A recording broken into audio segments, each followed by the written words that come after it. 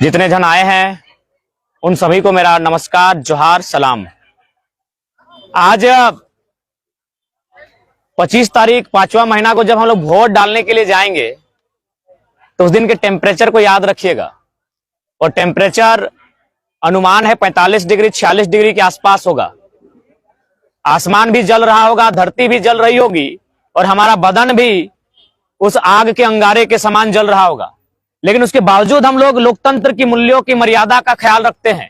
हम भारत देश की लोकतांत्रिक विचारधारा का ख्याल रखते हैं और हम झुलसते हुए मतदान करते हैं। उतनी गर्मी में जब हम घर से बाहर नहीं निकलते हैं, चाहे हमारे पिताजी कोई आवश्यक काम के लिए कह दे, लेकिन हम लोग बाहर कहते शाम होने दीजिए हम काम कर देंगे। लेकिन उसके बावजूद चूंकि भारत एक लोकतांत्रिक देश है और लोकतांत्रिक मर्यादा का ख्याल रखते हुए हम लोग जाके मतदान करते हैं। तो सवाल है कि केवल लोकतांत्रिक मर्यादा का ख्याल जनता ही रखे या जिन नेताओं को हम चुनते हैं वे लोग भी ख्याल रखेंगे। अगर वे लोग ख्याल रखेंगे तो आज परिस्थितियां ऐसी क्यों है भारत देश की, आज परिस्थितियां ऐसी क्यों है हमारे झारखंड राज्य की कि आज चंद मुट्ठी भर लोगों के हाथ में देश की सारी संपत्ति है, आज मुट्ठी भर लोगों के हाथों में देश की सारी शक्तियां जमा हो रही है।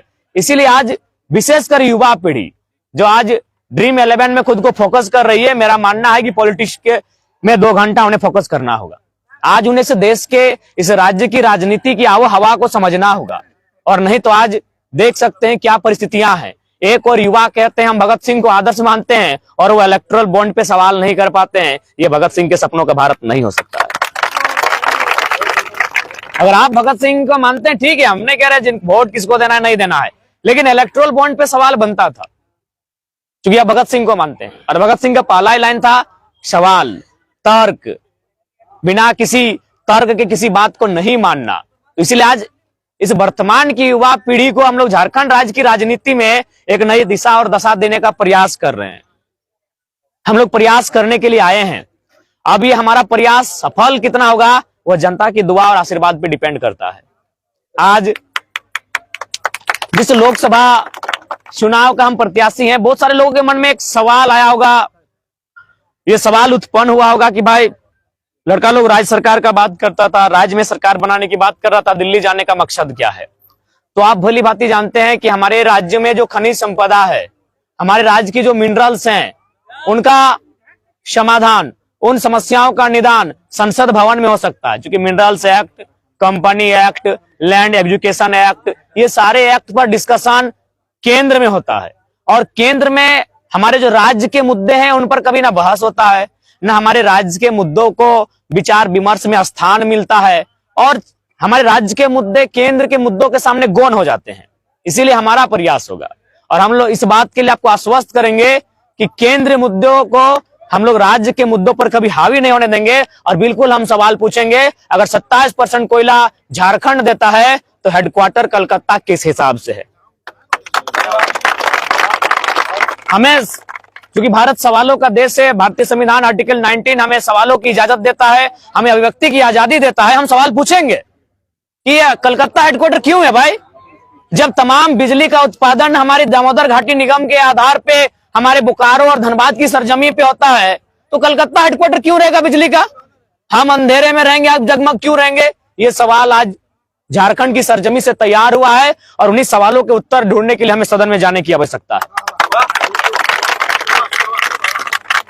और चूंकि यहाँ युवा पीढ़ी है और जो भी अभिभावक भी हैं, चाचा लोग रहे चाहे दादा लोग रहे, वे लोग भी वोट अपने भविष्य के लिए करते हैं। उनका भविष्य यानी हम लोग हैं, बच्चे लोग हैं, और हमारा भविष्य क्या है, हमारा एजुकेशन है। हमारा एजुकेशन हमारा भविष्य है। उस एजुकेशन को हासिल करने के बाद जब हम किसी कंपटीशन में बैठेंगे वो हमारा भविष्य है। लेकिन आज देखिए, कंपटीशन यानी सीजीएल की परीक्षा, कंपटीशन यानी पीजीटी की परीक्षा, कंपटीशन यानी जेएसएससी की परीक्षा, कंपटीशन यानी जेपीएससी की परीक्षा। बताइए किस हालत में है झारखंड राज्य में। यानी इसका मतलब यह संदेश स्पष्ट है कि इन नेताओं को जो हमारे वोट से जीत कर जाते हैं उन्हें हमारे भविष्य की चिंता नहीं है। अगर है तो इसी कुर्सी पर उनको भी बुलाइए, इसी कुर्सी पर उनको भी बैठाइए, यही फूलों की माला होगी, यही स्प्राइट का बोतल होगा। और एक सवाल तो बनता है कि सर 28 जनवरी 2024 को जो परीक्षा हुआ था और जो पेपर लीक हुआ था, आपका स्टेटमेंट कहां है। आप क्यों चुन के गए हैं भाई। 5 लाख बच्चों ने फॉर्म को भरा था, यानी झारखंड के भविष्य की बात है और आप वहां चुपचाप हैं। आप गूंगे बन के आप मौन है, क्यों आप चुन कर गए हैं भाई? आप चुन के इसलिए गए हैं कि 6 महीना के बाद यहां जमीन 5 एकड़ खरीदना है, अगला 6 महीना में यहां 5 एकड़ जमीन खरीदना है। आप राजनीति करने गए हैं या व्यापारी का काम करने गए हैं? हमें व्यापारियों से कोई शिकायत नहीं है, व्यापार होना चाहिए, लेकिन एक राजनेता व्यापारी ना हो, हम इस बात की तकल्लीफ है। आज बहुत सारे लोग कहते हैं कि आप बहुत भारी आलोचना करते हैं, नेताओं के नाक में नून कस के रखे हैं, नाकों में दम करके रखे हैं, क्यों? तो हमने एक ही लाइन कहा कि यदि नेताओं के बच्चे, चूंकि नेता हमारे वोट से बने हैं, अपने बाप की हैसियत से नहीं बने हैं, अपने ससुर की हैसियत से नेता नहीं बने हैं, अगर हमारे वोट से बने हैं और यदि वो काम नहीं करते, हम बुरा नहीं मानते, लेकिन उनके बच्चे भी हमारे भाइयों की तरह अगर किसी टावर लाइन में काम करते, हम शिकायत नहीं करते।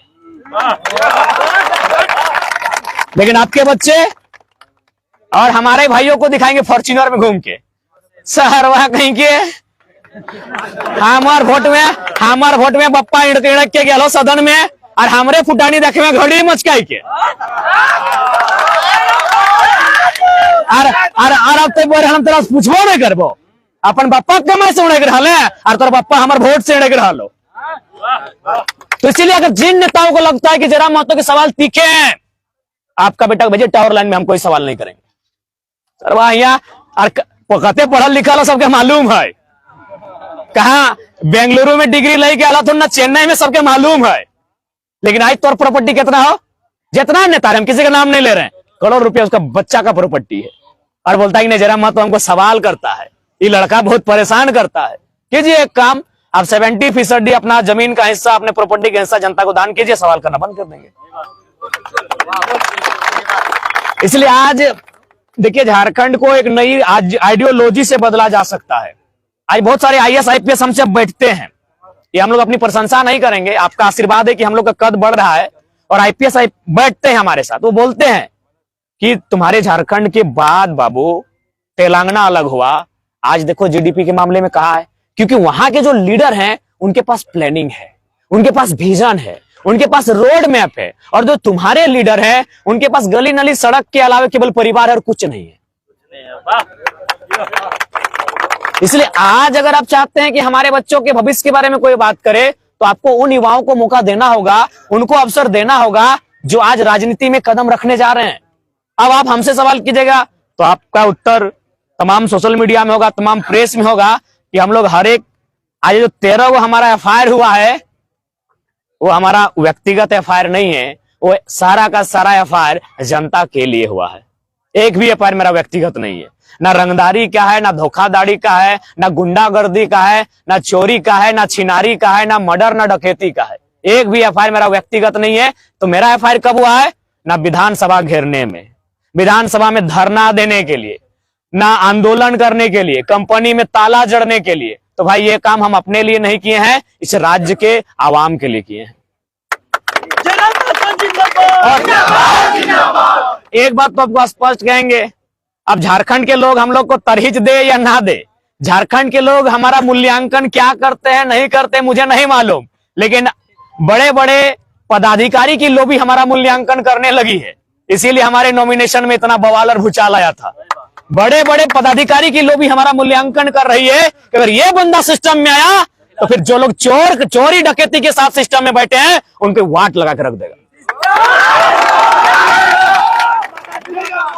ये बड़े बड़े पदाधिकारी बोल रहे हैं कि अगर ये बंदा सिस्टम में आया तो भाई सबकी वाट लगना तय है।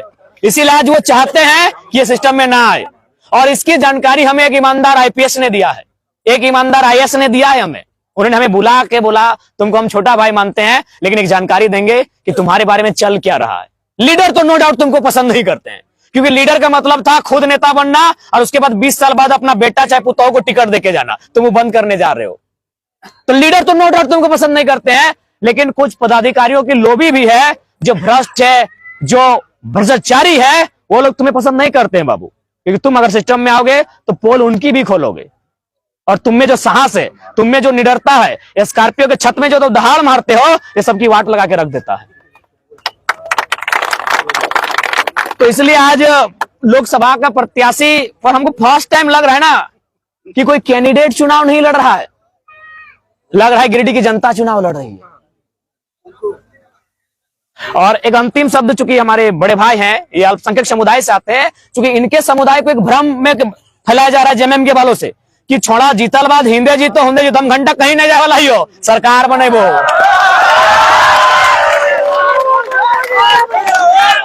सरकार बने वो हमार खुद के पार्टी खुद के छाप रहता तखन तो नहीं बाप बाप करवा।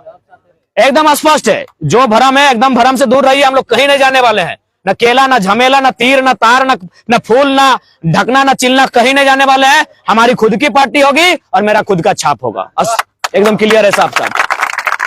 हम लोग फ्यूचर, और हमने एक भाषा है ना कि चौटे चीरा वाला पॉलिटिक्स करने हम नहीं आए हैं, चौटे चार वाला पॉलिटिक्स हम करने नहीं आए हैं। तो हम कैसा पॉलिटिक्स करने आए हैं? थीर पानी पत्थर काटे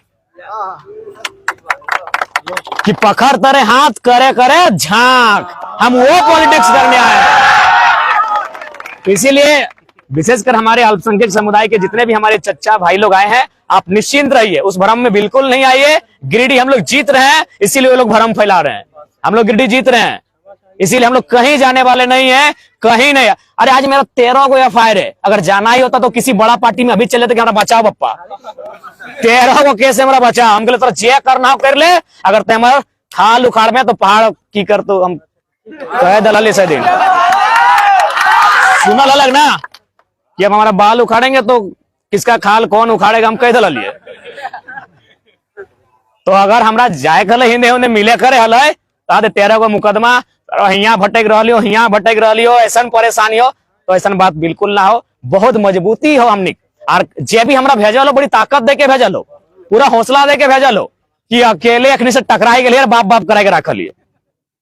तो एकदम बिल्कुल कंफ्यूज में नहीं रहा, हमने गिरिडीह फतह कर रही है, और एक बाद भी झारखंड राज्य के पॉलिटिक्स में भी हमने बदलाव करे जा रही है। और पहला बदलाव तो हम कह दिलिए कि तो जब वोट दिए जी 25 तारीख के, तो अपन घर से अपन बूथ के दूरी नाप लिया, और से आधा दूरी में हमने संसद लाइब्रेरी की स्थापना करे के तैयारी में ही हो।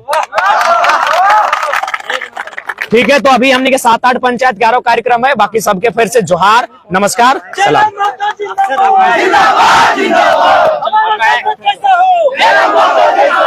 थोड़ा सा 2 मिनट का समय नहीं, हम सोनू भाई, हम हमारे बीच मिस्टर सोनू कलाकार जो 2 मिनट का समय लेकर बहुत गौर से आप बोलेंगे। सुने। हजूर एक चीज कर दीजिएगा, रुकिए कि हमारा कब्रिस्तान का बहुत बड़ा दफन काम है इनका अभी।